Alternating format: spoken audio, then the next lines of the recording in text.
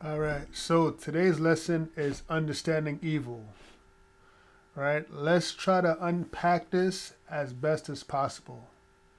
And I'm reading from a book that I've created called African Principles called Ubuntu. Right, so let's truly understand evil for what it is. Right, and this is going to take some time. So understanding evil. In the shadows of moral decadence, the soul loses its luster and society its compass. Where does evil come from? According to the Congo religion, Bukongo, as articulated by Dr. K.L. Luyaluka, evil is not an external force or entity, but a direct consequence of human actions. It results from individuals misusing their intellect, reasoning, and free will, thereby disrupting the natural order. This perspective places the responsibility for evil squarely on humanity's shoulders, with no external scapegoats, no malevolent spirits, demonic forces, or evil angels in competition with the Creator. Humans alone are accountable for the evil they bring into the world. This understanding aligns with many African spiritual systems where evil is seen as a disruption of harmony, balance, and Ubuntu. For many of you that don't know, Ubuntu is the spirit of interconnectedness. Some people call it humanity, some people call it humanist, but in actuality, Ubuntu is interconnectedness, right? Because in nature, in life, there are interconnected systems, right? And if you remove one system, the others begin to unravel. The best way to think of Ubuntu is think of the body, right? We have nine systems, I think 9 to 11 systems: the nervous system, digestive system, endocrine system, circulatory system. If one of these systems are not functioning properly, it affects the whole body itself, right? So think of Ubuntu like that. It's interconnectedness, where every piece, every member is valuable to the community. And you need all of these things working efficiently in order to have balance and harmony. So, in these traditions, evil is attributed to the choices and actions of individuals, not to external entities. This concept emphasizes personal responsibility and the need for humans to be accountable for their actions, as they are the true originators of evil. It is a tangible reality grounded in the impact of one's actions on the well-being of others, rather than being tied to religious beliefs or supernatural forces. Among the Bantu people and many other African cultures, evil arises when individuals act in a way that cause disorder, injustice, harm, whether through physical injury, emotional pain, or actions that hinder the flourishing of others. This understanding emphasizes the practical, real world consequences of evil, rather than attributing it to a cosmic battle between good and evil forces. In Christianity and Islam, figures like Satan or Iblis are often depicted as the source of evil and the corrupter of human souls, which is a stark contrast to African understanding. In African beliefs, there is no equivalent to these entities. The closest thing I could think of is the Yoruba trickster god called Eshu or Isfit, Egyptian concept of disorder and chaos, the complete opposite of Ma'at. However, many African traditions view evil is seen as a consequence of human choices and the misuse of their intellect through their free will. By acknowledging that we humans are the culprit, not some external force, we are called to take ownership of our actions and their consequences. Now, let's go and define free will because many people don't believe that free will exists. But let's break it down. For you to understand what free will is, you have to understand freedom itself. because this is where the word comes from. So freedom is the unhindered ability to act according to one's own will, without coercion, manipulation, or undue interference from external forces. It is the state of being autonomous and independent, where an individual can think, speak, or act without being dominated by legal systems, societal norms, cultural expectation, authoritative institutions, or even natural laws. To be free is to exist in a condition where the will is unshackled. This is important.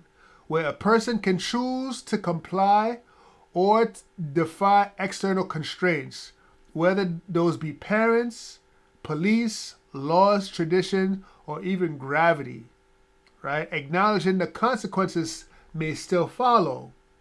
Freedom does not mean the absence of all limitations, but the power to choose your path within the bounds of human possibilities and practicality.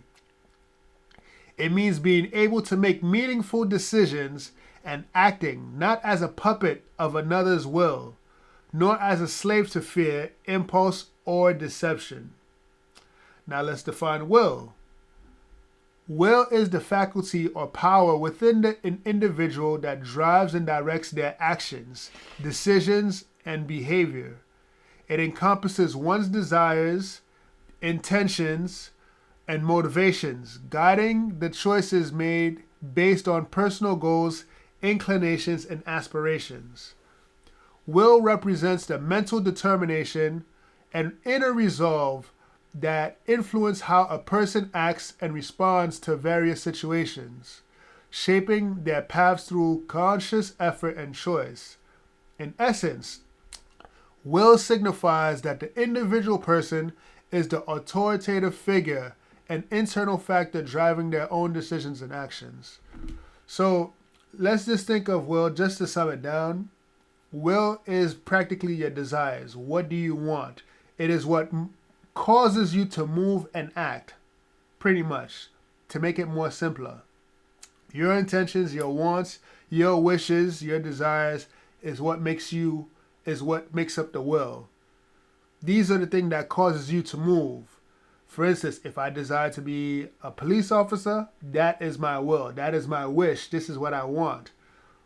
So it's now, because I have a desire, my will also causes me to act in order to become a police officer or whatever it may be that I want to be.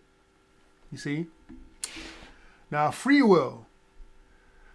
Free will is the capacity to make autonomous choices and direct one's own action based on their desires, logical reasoning, moral compass, intentions, and motivations. It embodies the power to decide whether to pursue or resist these internal drives, allowing you to determine your course of action without being unduly constrained by external impositions such as laws, societal norms, cultural expectations, and authoritative institutions and figures. In essence, free will enables you to choose to be or not to be, to do or not to do, shaping your path according to your own decisions and aspirations. All right, so now let's break it down. For instance, if you're hungry and desire to eat, that is your will. Free will allows you to choose whether to fulfill that desire by eating or to exercise restraint by fasting. If the weather is cold, right? If the weather is cold, it will inform you to wear clothes, a scarf, boots, and a hat. Or you can go outside naked if you want, right? Your decisions reflect your ability to act or resist your motivations based on personal choices rather than being dictated solely by external factors or immediate impulses, right? You can defy your own will if you choose. This autonomy illustrates the essence of free will in navigating between following your desires and exercising self-control, or following external factors or flat out defying them. Free will is freedom of choice because you don't have to fulfill your desires. So, this is important, right? The reason why free will is linked with freedom of choice is because your desires causes you to have choices. And from your choices, right, you can either fulfill your desires or not fulfill your desires. That all depends on who you are as an individual, right? It depends on your moral compass, your values. It depends on what your desires are, right? And I gave you an example. If you want to eat, right? Eating is a perfect desire, right? It's a great desire to have. You can decide, hey, I want to eat McDonald's, Burger King, Chinese food, pizza, whatever the case. You have so many different choices. But let's say, you know what? I really need to lose weight because I'm going to an event in like a couple of months. So let me not eat now. So even though you have the desire, right, of wanting food, you can kind of resist that desire, right, and kind of replace it with another desire. It's not that you don't want food, but you have another goal in mind as well. You see, you can have competing goals or competing desires, right? That's possible with every human being. Now, the presence of cause or consequence doesn't negate the freedom to act. This is huge, right? It simply means you're making a choice with the full understanding of what might follow. Free will gives you the capacity to pursue a course of action despite any potential hardships or sacrifices. The freedom lies in your ability to weigh those costs. The freedom lies in your ability to weigh those costs and decide according to your own will. The existence of consequences does not restrict your freedom. It just adds context to your decision-making process. Central to this concept is the idea that free will allows individuals not only to recognize the trade-offs or sacrifices inherent in their choices, but also to proceed with those decisions regardless, right? Whether the cost involves personal discomfort, societal disapproval, moral consequence, or opportunity loss, a person exercising free will retains the power to act in alignment with their internal will, goals, or ethical standards, even when doing so may involve going against immediate desires or pressures. Now, the best way to look at free will is in a situation where someone's will is imposed upon you, right? Your free will is demonstrated by your ability to either submit to or resist that imposition. It's a clash between your will and somebody else's will, and the decision to comply with or refuse their will lies entirely in your hands. This dynamic illustrates that free will is not just about making choices in a vacuum, but about asserting your autonomy even when faced with external pressures, influences, or control. The true expression of free will is seen in these moments of conflict, where you have the power to align your actions with your own desires, values, and principles, even if it means opposing somebody else's agenda. It reinforces the idea that free will isn't about unaffected by the world around you, but about maintaining your ability to choose, act, and assert your own will in the face of competing desires or forces. Now, I know I said a lot, right? But let's pretty much explain it, right? Every human being has a will, has their own desires. Let's say, for example, my will is to go to McDonald's. Somebody else's will, somebody else may stop me from eating McDonald's because their will is like, hey, I don't want you to eat McDonald's. They can even, beat me up, tie my hands behind my back, restrain me so I don't eat a McDonald's. So as you can see, this external imposition, somebody's external will can stop my will from proceeding, right? Now, this is the beauty of free will. I can choose to defy this other person's will, right? So if I want to go to McDonald's, that's my goal, that's my desire. Somebody else says, you're not going to McDonald's. I can either comply with his will if it aligns with my will, right? Or I can choose to defy his will and say, I'm going to McDonald's regardless. So notice I am forcing my will over his will. I hope that makes sense, right? That's what will is. The pursuit of your desires, even in the face of external oppositions. This is why we have willpower, right? Willpower is the determination to see your desires. No matter how difficult the obstacles may be, you still want to pursue your desires. You see? Now, if somebody forces me to do something that I do not want to do, then my will is not free.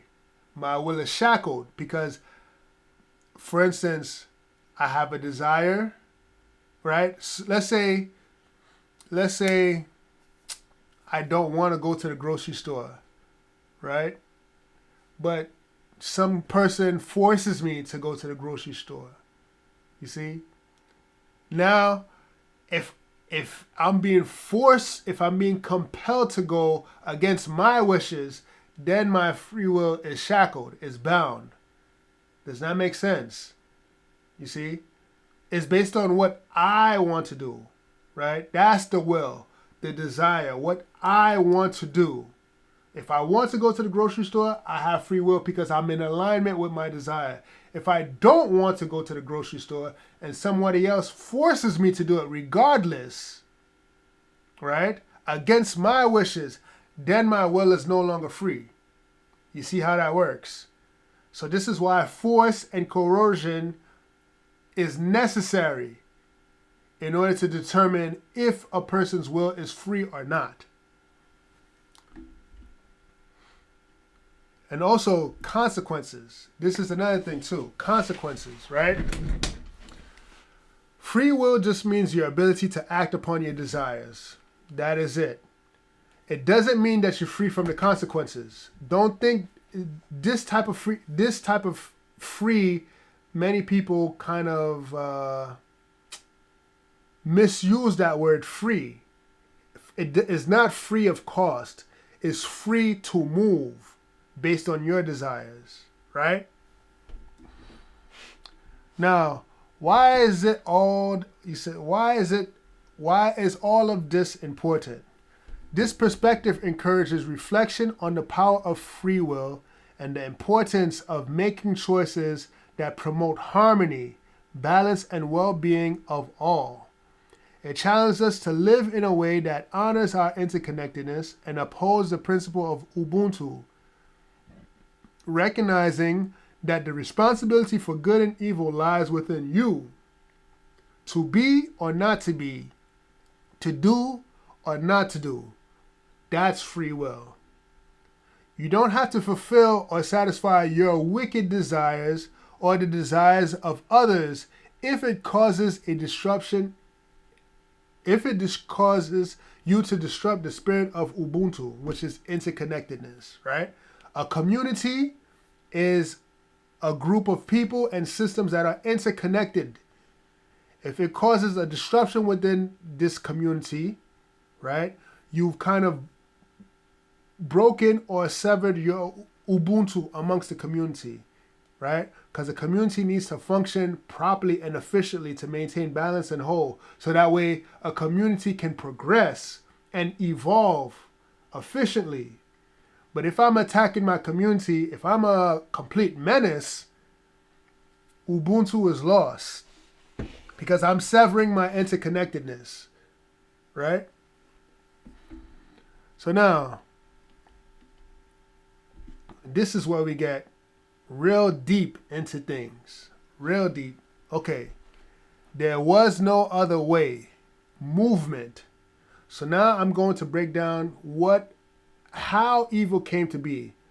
The hard problem of evil. We're gonna solve this now. People often ask why evil exists. question why the Creator did not simply make a world absent of suffering and wrongdoings, but such a question stems from a fundamental misunderstanding of reality itself. It is a fantasy detached from the very nature of existence. The key to understanding why there could be no other way lies in movement, an immutable principle that governs all things. Movement is not merely a function of physical existence. It is the foundation of cause and effect, the very structure upon which reality operates. It embodies equivalent exchange, the law that dictates nothing can be gained without sacrifice or trade. To take a single step forward, one must relinquish a previous position. To exhale, I must first inhale. What is consumed by the body must eventually be expelled by the body. To exist in time is to constantly trade the present for the past, with every second irreversibly consumed as fuel for the next. Life itself is motion, and motion demands balance. Right? I'm going to explain this. Consider nature. If grass were left unchecked, it would grow wildly, consuming all available space and disrupting environmental harmony. Herbivores exist to regulate plant life. But if left to multiply without limit, they would strip the land bare, leading to collapse. Thus, predators emerge to keep the herbivore population in check. Yet, even predators must be regulated, lest they overhunt and doom themselves in the process. Various predator species compete with one another, ensuring no single group dominates unchecked. This intricate system of regulation is not arbitrary. It is movement in action, a self-sustaining cycle of balance and exchange. A world without equivalent exchange would violate the very nature of movement, an impossibility both physically and metaphysically. Such a reality could not function, for it would contradict the fundamental structure of existence itself. So equivalent exchange, for every gain, there must be a corresponding sacrifice or a trade-off, right? So this regulates movement itself. For instance, currently my hand is down. If I want my hand to be up here, I had to sacrifice this previous position of it being down here. You see, for every gain, I gained this position, I had to make a corresponding sacrifice. My hand was previously here. I had to sacrifice this position in order to gain this position. So as you can see, equivalent exchange governs movement itself, right? And it's also, equivalent exchange also goes hand with cause and effect. You see, cause, I want my hands to move up here because it's my desire. Effect, my hand is up here. You see, equivalent exchange and cause and effect goes hand in hand. They're like, think of them as siblings, brothers and sisters, or you could think of them as the same, but in a coin, right? Two sides of the same coin.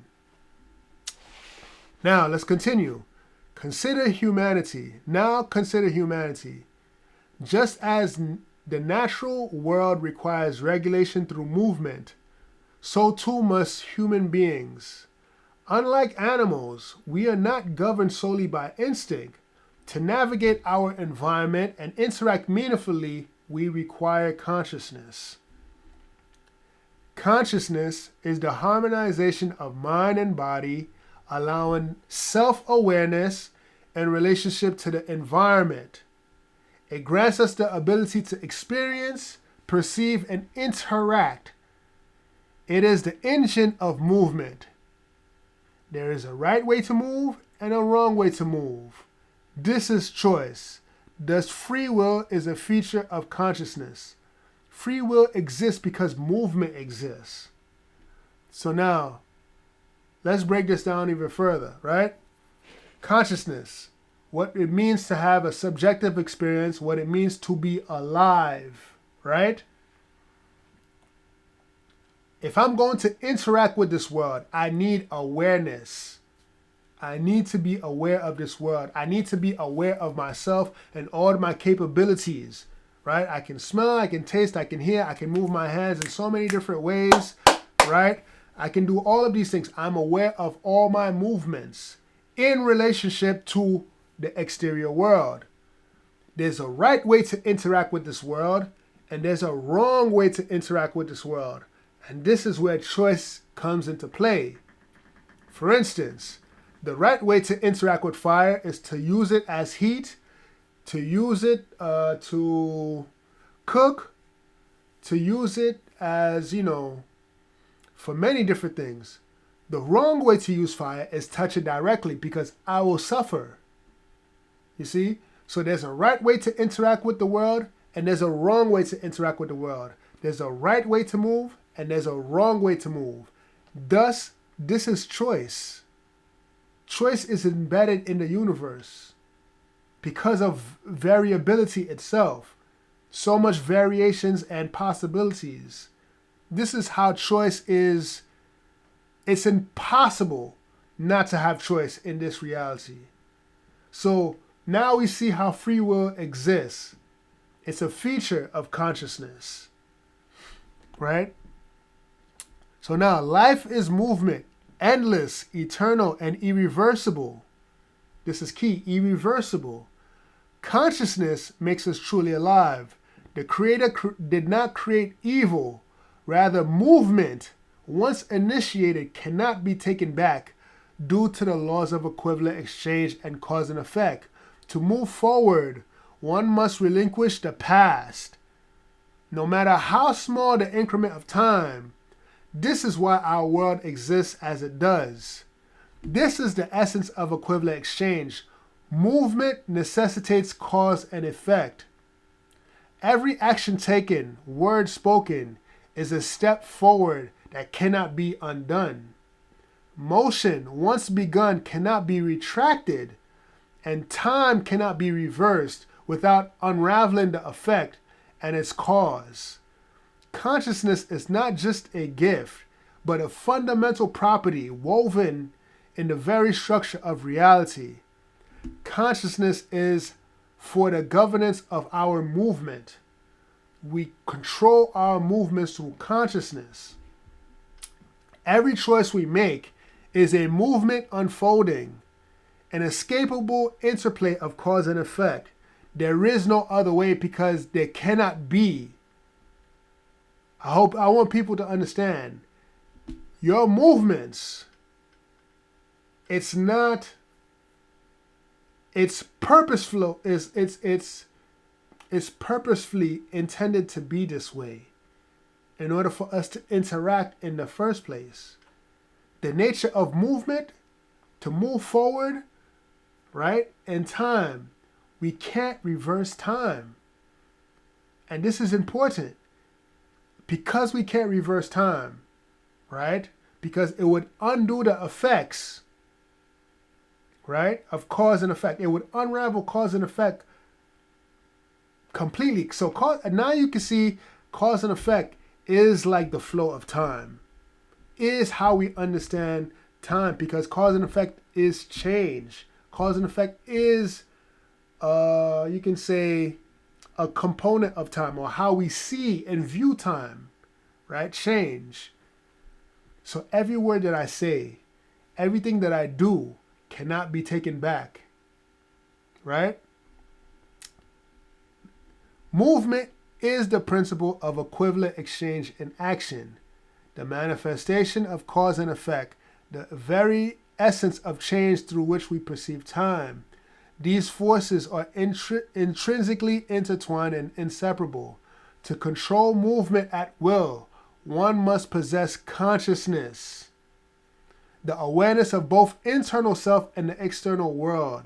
Consciousness absorbs and understands knowledge, granting the ability to choose how we apply it. From this capacity of choice, free will is born. Evil is not a creation, but a misapplication of movement and knowledge. Since movement governs all things, removing the possibility of suffering and wrongdoing could mean removing consciousness, cause and effect, and ultimately reality itself. In that sense, the Creator did not permit evil. It is simply a natural consequence of how reality functions. When people question why evil exists, or why the Creator did not make a world without suffering, they are unknowingly asking for a world that defies logic, a world where cause and effect does not apply, where free will exists without consequences, and where movement does not require equivalent exchange. But such a world is impossible because it contradicts the fundamental structure of reality. Without logic, there is no order, only chaos. If the Creator operated without logic, reality would be unstable, inconsistent, and meaningless. But we do not live in such a world. Instead, we live in a reality governed by natural laws, movement, balance, cause and effect. These laws are not restrictions, but are the foundation of existence itself. The presence of good and evil is not a flaw in creation. It is a necessary result of logic that allows us to exist as conscious beings capable of making choices. Now,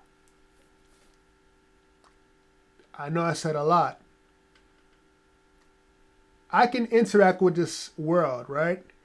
If I can pick up 200 pounds of weight, if I could bench press it, if I could lift it up, if I can carry it 200 pounds, right? If I can move that weight, then logically speaking, I can move a human being that's 200 pounds or less. Think about that for a second. I just lift up iron on a weight of 200 pounds. So logically speaking, I can also move a human being that's 200 pounds or less. So if I take a wrong movement, right?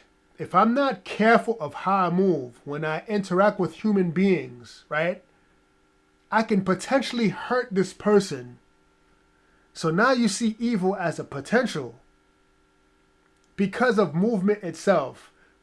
If I'm not aware of how I move, and if I'm not aware of my strength, if I'm not aware of this person's frame, I can hurt this person because I'm not in control of my movements. Do you understand? Do you see why consciousness is given to us? And you can see how consciousness governs movement. If you're not conscious, you can't govern anything. You can't govern your movements. You're dead. You don't move if you're unconscious. But if you're conscious, you can move. So therefore, you can control movement. You understand the strength that you have. You understand your intelligence. And you can interact with the world accordingly. So you see this. You see how this works. Evil is a potential. The only way to stop manifesting evil is for us to have this conscious awareness of how to move. You see that? This is why free will, consciousness, choice, they all interlock with each other. They all are connected. Now, knowledge is a double-edged sword, a source of both enlightenment and destruction. It molds our consciousness, shaping our awareness, perception, and understanding of the world. Through consciousness, we gain the ability to move, not just physically, but intellectually, emotionally, and spiritually. Movement is inevitable. To interact with our environment, other people, and ourselves, we must move. And in every movement, there is a right way to move and a wrong way to move, a path that aligns with the natural order and one that disrupts it. This very distinction between right and wrong movement has been the heart of spiritual understanding for thousands of years. Spirituality, in its truest form, is the art of living, the mastery of existence through wisdom, discipline, and alignment with the fundamental laws that govern reality. If there is an art of living, there must be a correct way to live and an incorrect way to live, a path that fosters balance and growth, and another that leads to chaos and decay. Evil exists as a potential. It manifests only when something is being used outside its original purpose or intention. When this occurs, it creates imbalance, suffering, pain, and disharmony with oneself or others. Consider the human body. Elbows and knees are designed to bend, right? And extend within a specific range of motion. See, notice my elbow is bending only a specific range of motion, ensuring both flexibility and stability. However, when hyperextended and forced beyond their intended range, they cause pain, suffering, damage, and instability. If my arm were to go past this limit, that's suffering. You see? Because it's not intended for it to go past the limit.